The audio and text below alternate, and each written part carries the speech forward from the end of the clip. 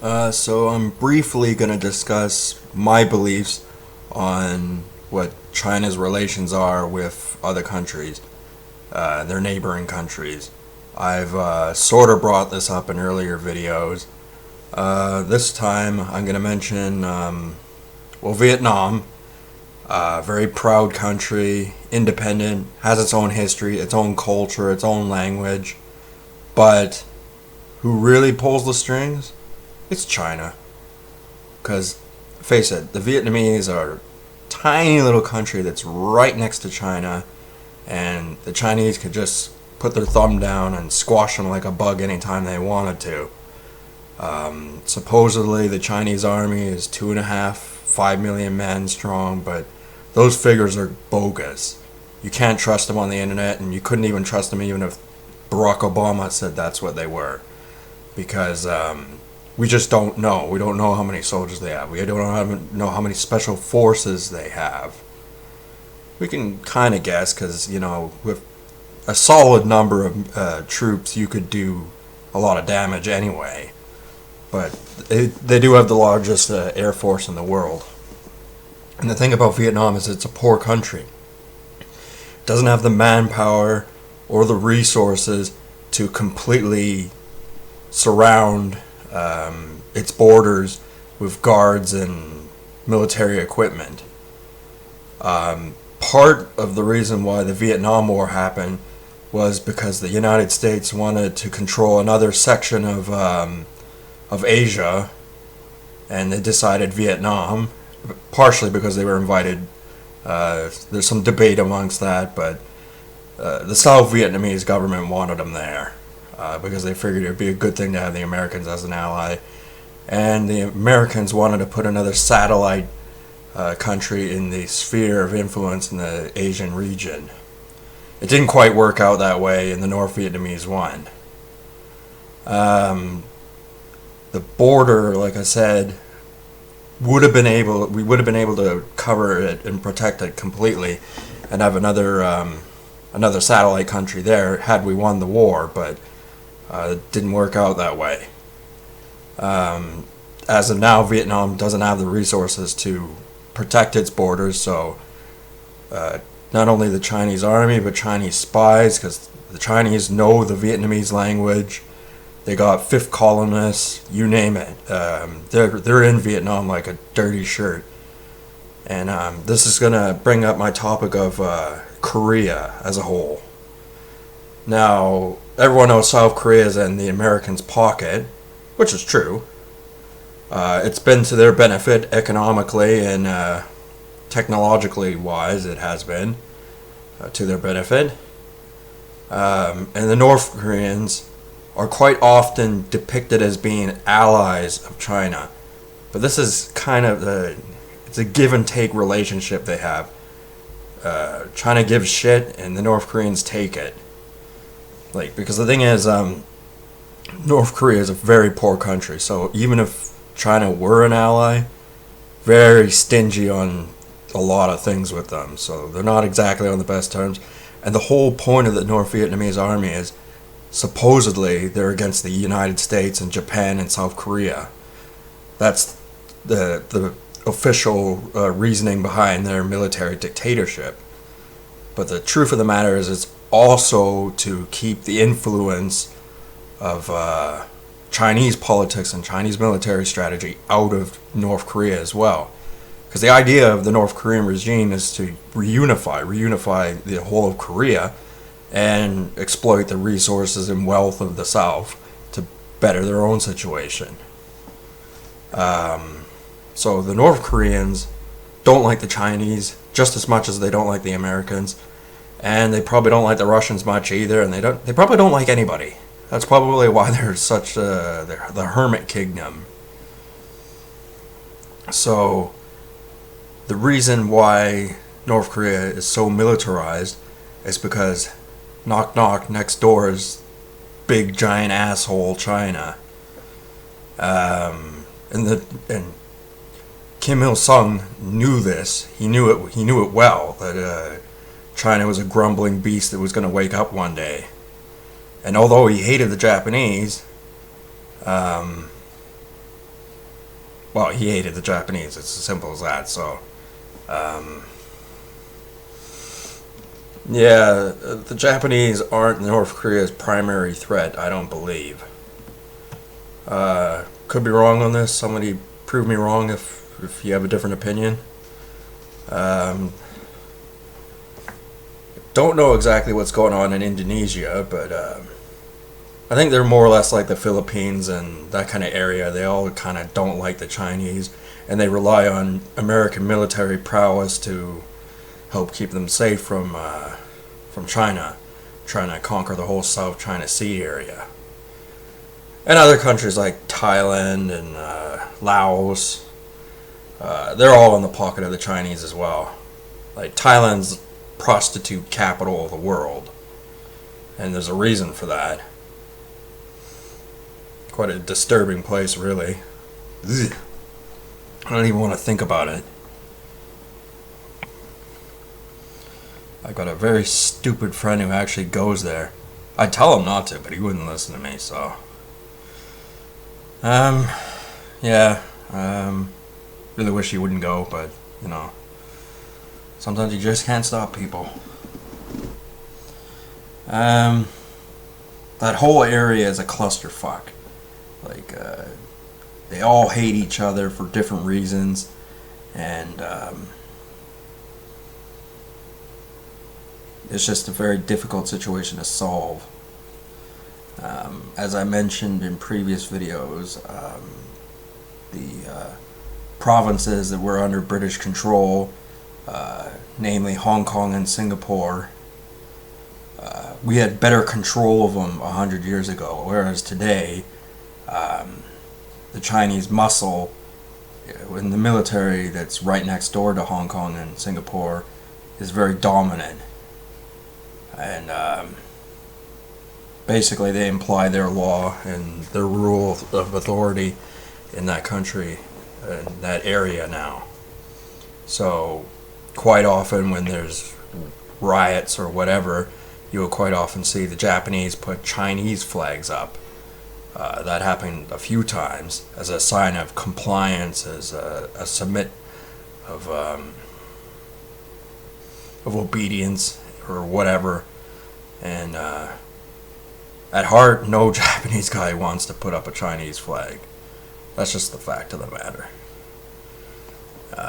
But the thought of death by horrible means will convince people to do things they don't want to do. And the thing is, as I mentioned, the whole area is just like a big stomach. And it wants not only white people, but Japanese people, Korean people, businessmen to oversee the factories, the companies, business policies, get a hands-on view there. They want them to bring their children along. They want them to be performers in Hong Kong and things like that, and become celebrities in Asia, which you do not want. That's a whole bag of puke that you can do without. I feel real bad because there's always a set number of not just Caucasian people, but as I said, Japanese people, probably even some blacks too, but they're not as successful as a race. Not to be racist, but they don't have as much wealth, so they're less of a interest, I think, anyway. You don't really hear too often of black men in Hong Kong. You just don't. So the thing is, there's always a set number of white people that are there at any given time. And if we were to cut off economic ties with that, with China, as they deserve for their fairly disgusting business practices, the vice grip would clench on the people that were in Hong Kong overseeing the business thing. And they're doing a dirty job, and a lot of them either don't know it or do know it and are shit scared all the time. I mean, you're next to the largest army in the world. You can't help but have a little bit of a sweat. This isn't common knowledge. Like, you ain't gonna find this on the internet. or on somebody's blog or whatever. In fact, I highly doubt that this video will reach the general public. I'm making it so that someone knows that there is somebody out there who can think outside the box and is willing to talk about subjects like this. Because they're important. And if more people understood these simple concepts, then this whole we're bros, we're buddies kind of attitude would slowly disintegrate. Either that or they come on our side and then we're all on good terms. But anybody who still goes, oh, China's going to rule the world, and says that to your face, right back at them. Like, I don't got a problem, scaring some punk teenager and going, hey, fucker, China isn't going to rule the world because they're a dirt poor country, and we got all kinds of weapons you don't even know about. So that's the Americans. They're funny people, really. I mean, we got Donald Trump, hilarious guy. I just hope he isn't a Chinese puppet in disguise. I don't think he is, but one can never be too sure.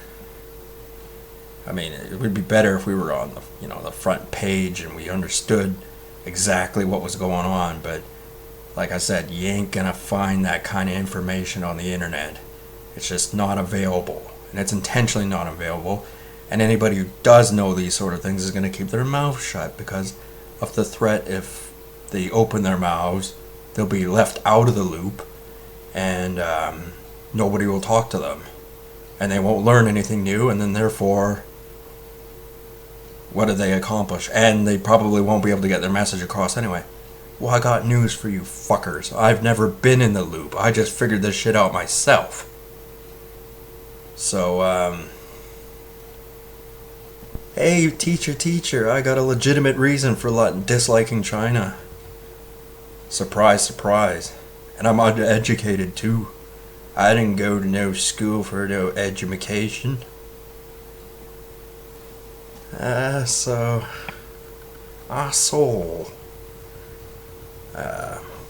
Many reasons to dislike Asian culture.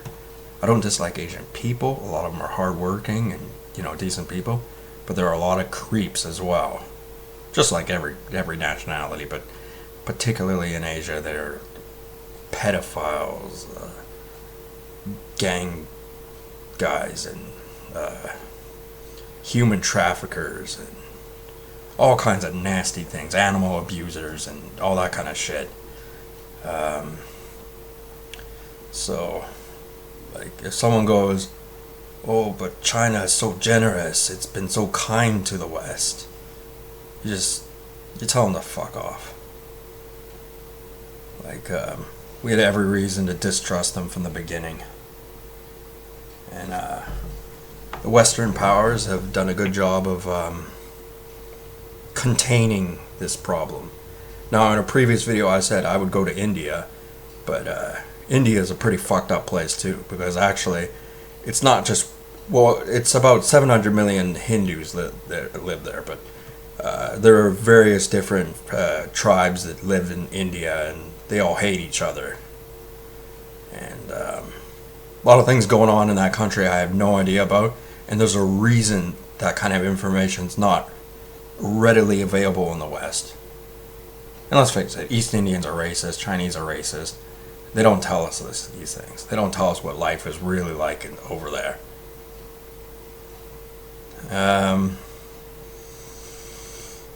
So yeah, a lot of things I don't know. Willing to admit that. But if you just think of the obvious economic and military strategy of a government, then the possibility of such concepts being true appears to be more validated.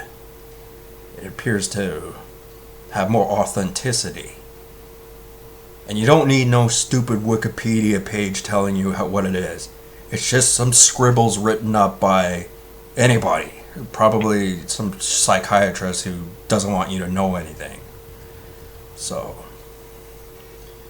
there are different versions of the internet depending on who you are.